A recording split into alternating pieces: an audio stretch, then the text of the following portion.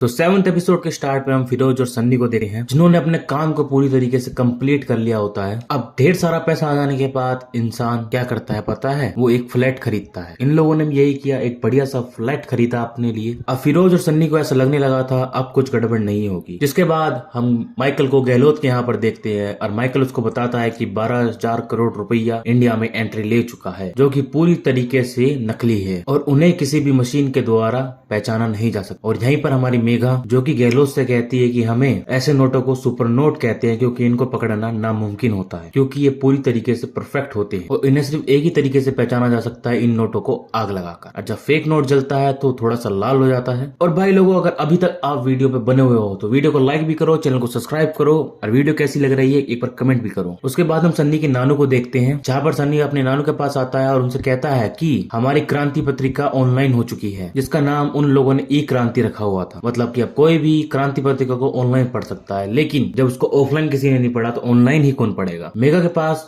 जो ऐप सन्नी ने डाला था, अब फिरोज भी उसके मैसेज पढ़ता था। अब फिरोज सन्नी से कहता है कि तू मेगा के प्यार में पागल हो चुका है, पर हमें उससे दूर रहना चाहिए क्योंकि हम क्लोज सिर्फ उसको यूज करने के लिए गए थे। अब आगे हम सन्नी को मेगा के घर पर देखते हैं, यहाँ पर आपस में कुछ दोनों बातें करते हैं। उसके बाद सन्नी मेगा को एक पेंटिंग गिफ्ट करता है और सन्नी मेगा को बताता है कि ये पेंटिंग उसने 15 साल की उम्र में बनाई थी। जिसके बाद मेगा सन्नी को कुछ अलग अलग देशों के नोट दिखाती है और उससे कहती है कि सारे के सारे नोट नकली हैं और इन्हीं नोटों में हमारा 500 का नोट भी था जो खुद सन्नी ने बनाया था। मेगा सन्नी से कहती है जो फेक नोट लोगों ने बनाए वो सारे पकड़े गए हैं सिवाय इस 500 के नोट के मेकर के, मगर जल्द वो भी पकड़ा जाएगा। अब वो लोग बाहर आकर कुछ खाना खाते हैं और आपस में थोड़ा टाइम स्पेंड करते हैं। इसके बाद सेल्फी वगैरह लेते हैं और फिर घर आ जाते हैं। और घर आने के बाद आप लोग जानते हैं उनके बीच गुत्थम गुत्था होती है। जिसके बाद सुबह होते ही हमारा सन्नी मेगा के फोन में से वो ऐप डिलीट कर देता है। जिसके बाद मेगा अपना 500 का नोट देखती है और उसे कुछ याद आ जाता है, तभी वो तुरंत अपने फ्रेंड को कॉल लगाती है। आगे हम देखते हैं 12,000 करोड़ रुपए इंडिया में तो आ चुके थे, लेकिन इन्हें ठिकाने लगाना बहुत ज्यादा मुश्किल था। 50-100 करोड़ रुपए की बात होती, ये लोग फटाफट ठिकाने लगा देते, मगर ये अमाउंट बहुत ज्यादा बड़ा था और मार्केट में पहुंचाना उससे भी ज्यादा मुश्किल। मान लो गधे को अपना बाप बनाने वाला काम था। जिसके बाद मंसूर सन्नी के बाद फोन करता है और उससे बोलता है कि अभी तक माल का सिर्फ 10% ही डिस्ट्रीब्यूट हुआ है और अभी तक तो माल सारा का सारा खत्म हो जाना चाहिए था। वहाँ पे वो सन्नी पे गुस्सा भी करता है, ऊंची आवाज में बात भी करता है। यहाँ दूसरी तरफ मेगा माइकल को बताती है कि 500 और 2,000 का नोट एक ही बंदे ने बनाया है, क्योंकि हमारे सन्नी साहब ने अपने एस की छाप इसमें भी छोड़ दी है। आखिर आर्टिस्ट बंदा ठहरा। दरअसल 500 का नोट तो एक सैंडविच नोट है, लेकिन 2,000 का सीधा कटआउट। साथ ही हमें यहाँ पे पता चलता है कि गुजरात के सूरत में एक मिनिस्टर के पास 50 करोड़ रुपए नकली बरामद हुए हैं और ये हमारा और कोई मिनिस्टर नहीं, वही सूरत वाला मिनिस्टर होता है। और वो सारे नोट 500 के हैं जो सैंडविच नोट हैं। तो अगर हमें ये पता चल जाए कि वो नोट मिनिस्टर ने किससे लिए हैं तो हमारे को उस आर्टिस्ट तक पहुंचने का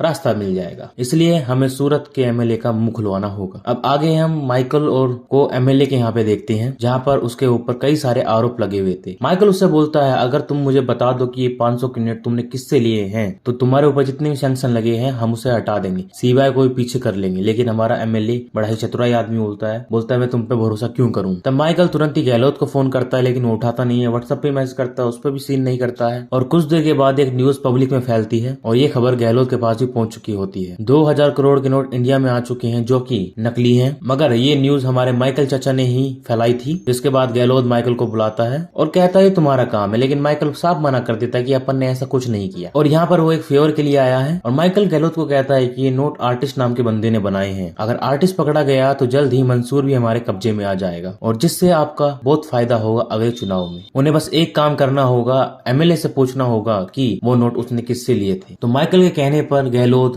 एमएलए को फोन करता है और उससे आर्टिस्ट के बारे में पूछता है, लेकिन आर्टिस्ट के पते के बारे में तो उन्हें नहीं मालूम था, लेकिन उनसे कॉन्टेक्ट करने का उन्हें जरिया पता था। जहाँ एमएलए अपने आदमियों को फोन करता है और उनसे उस डील करने को बात बोलता है और ये बात हमारे फिरोज के पास भी पहुंच चुकी होती है, जबकि ये तो उनके लिए एक सुनहरा मौका था क्योंकि उनको पैसा तो ठिकाने लगाना ही है। जिसके बाद हम सन्नी और मेगा को खाना खाते देखते हैं, तभी सन्नी के पास फिरोज का कॉल आता है। सूरत का एमएलए हमसे फिर से डील करना चाहता है, जबकि हम दूसरी तरफ देखते हैं कि माइकल भी और मेगा भी ये सारी बातें सुन रहे होते हैं और वो लोग बार्गेनिंग करना शुरू कर देते हैं। एमएलए उन्हें एक बहुत ही अच्छा ऑफर देता है। फिलहाल डील फाइनल नहीं होती है। अब घर पे सनी फिरोज से कहता है इस काम में थोड़ी गड़बड़ी लग रही है, हमको काम धीरे ही रखना चाहिए क्योंकि हमारे पास एक बहुत बड़ा अमाउंट है। सोच समझकर ही हमें इस पैसे को मार्केट में उतारना होगा। जिसके बाद हम मंसूर को देखते हैं, जिसके पास सियारा आती है और कहती है कि अभी तक माल की डिलीवरी पूरी पूरी क्यों नहीं हुई है। और यहाँ हमें पता चलता है कि मंसूर से ऊपर भी कुछ लोग हैं जिनको जवाब देना पड़ता है। आगे हम माइकल और उसकी पत्नी को देखते हैं और यहाँ पर वो आपस